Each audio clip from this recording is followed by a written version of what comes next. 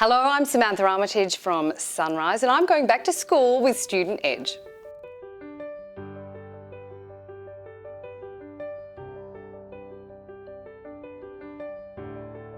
Tell us, what were you like as a student? I was a boarder at high school. I grew up in the country in New South Wales. We were on a property about 50 k's out of Cooma in the Snowy Mountains. So I was away from home. I was at an all-girls boarding school which was run by nuns. I wouldn't say I was the best student. I think I had natural abilities. I was very sporty and very interested in sport. I wasn't terribly disciplined, but I gravitated towards the subjects like geography, art, drama, which didn't really serve me very well because I didn't follow my heart. This is my major thing too. They were the subjects I gravitated towards. I thought I wanted to be a physiotherapist, so I went and did the subjects that were science-based, which was ridiculous because they did not suit me. I did not enjoy them. My HSC mark was not terrific.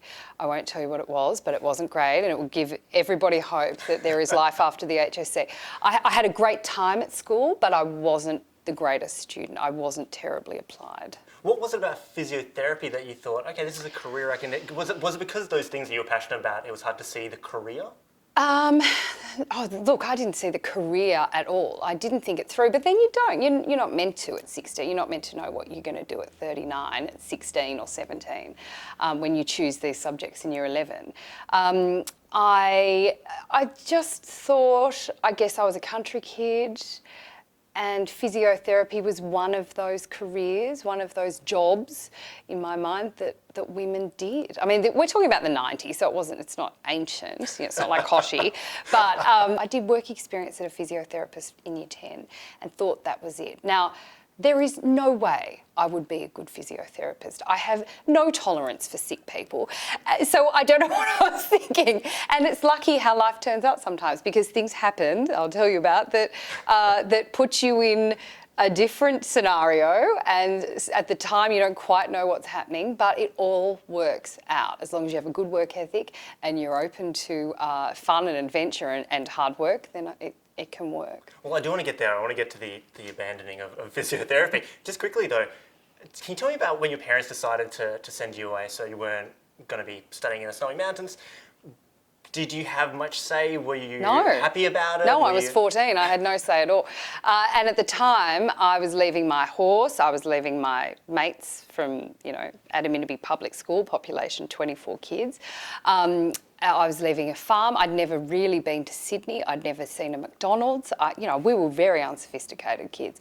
And all of a sudden I was going, and I was the eldest, so I was the first kid to go in our family, and my sister and brother then came after me. But I cried for a term. I cried myself to sleep for a term at boarding school. So, but that was then. I now look back at, I made some terrific friends there. I got over that after a term, sure. And I had a brilliant time. And the world that it opened up to me as far as sporting opportunities, educational opportunities, the network is extraordinary. So, I thank my parents every day that they did that because it was a sacrifice they had to make to pay to send us away. And so it was a great opportunity. But yeah, I did not want to go. No, at the beginning.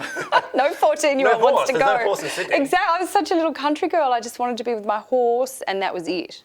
So tell me now about, you're looking into physiotherapy and maybe you're heading towards journalism. Tell me about how you came to that decision. Well, or maybe there's a few steps in between. There was a few steps in between. So I started to realise about a quarter of the way through year 12 that these science-based subjects were not for me. I wasn't enjoying it. Nowadays, you'd probably have teacher support where they went, that kid's actually not thriving in this atmosphere, and they'd try and help it. But in those days, it was like, the nuns were like, do that assignment. I'm like, I don't understand that assignment. So I guess I probably just floundered a little bit.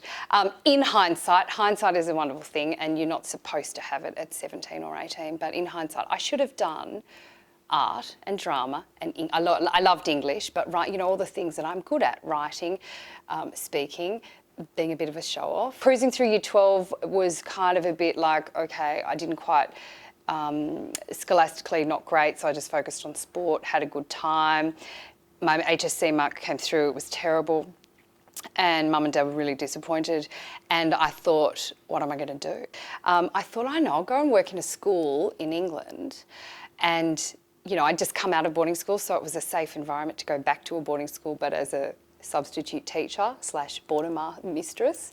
Yeah. During this year, this is where fate steps in a little bit. There was an assembly in the school hall over there, and I was sort of with the teaching staff. I'm only 6 months older than most of the girls, you know, in the sixth form. Yes, yeah, I was gonna so say. I'm sitting with the teachers thinking, okay, what's going on here? I used to take the sixth formers into Bath to a nightclub, mind you, on the weekends. So I had fun. Again, there's the theme in my life is fun all the time. So there's this woman comes to talk to the girls in the school at assembly, and her name was Kate Adie, and she was a British war correspondent, and she spoke brilliantly about travel and you know, this career called journalism. And I thought, wow, that sounds really interesting. That's great. I love the idea of the school speaker actually inspiring the teachers to, Yeah. to enter a different profession. Well, I wasn't technically a teacher. A lot of the old teachers Sure. were like, you know, not even listening. So I'm curious, you know, has there been something that you learned, maybe it was during your cadetships early on or just on the job, sort of the hardest things or the things that you don't get told about journalism in school? What are the things you picked up along the way? I mean, journalism is such a practical career that there's no way that they can prepare you properly for what you do. And you learn more in your first week as a cadet reporter than you ever will sitting in a lecture hall in Bathurst. And that's okay, because there's just no way to prepare. So they gave us the ethics and the law, which is still handy. I still have my textbooks on the bookshelf at home, and occasionally I will go to them to just check, because I don't want to, you know, So is that liable? Is that cause any mistrials, and I'll often, you know, Kochie will say something on air, I'm like, allegedly, and I think, thank God for media law. So they gave you all the grounding, you know, it's what university's for.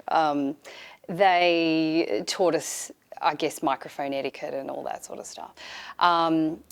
But, you know, I mean, then I started work at Win TV in Canberra as a cadet reporter, and that's where Mum and Dad stepped in again. Because in hindsight, I was a little bit of a bum. I kind of bummed around a lot. I remember ringing Mum and Dad in the last sort of couple of weeks of university in third year and saying, I've been offered this job at Win TV in Canberra, which was the 9 affiliate. It's since closed down. But, you know, it was Channel 9 in Canberra. It's a big job. And I said to Mum and Dad, but I might not take it because I really think I just want to chill out, maybe go and do some snow reporting at Threadbow next season. You know, this is November, and I was just going to chill out until the ski season started.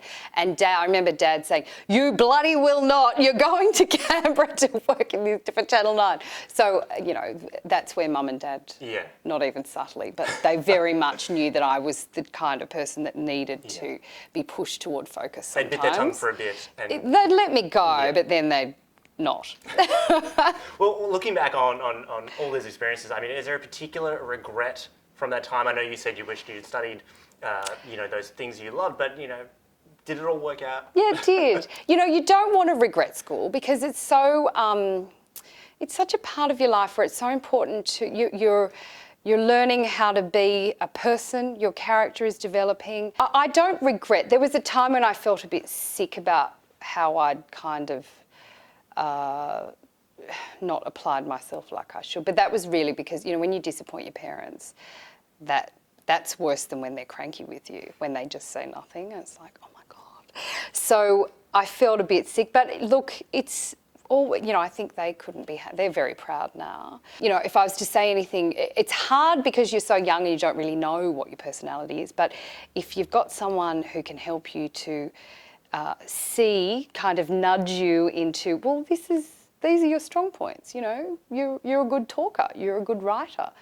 How about this? You know, I do wish someone had nudged me a little bit, but then I kind of I got there on my own, so that's okay. Just a light nudging is always helpful. A light nudging is good. Sam, thanks so much for your time today. That's okay, pleasure. Hey everyone, if you enjoyed that video, subscribe to our channel on YouTube. Or find more of our stuff studentedge.com.au.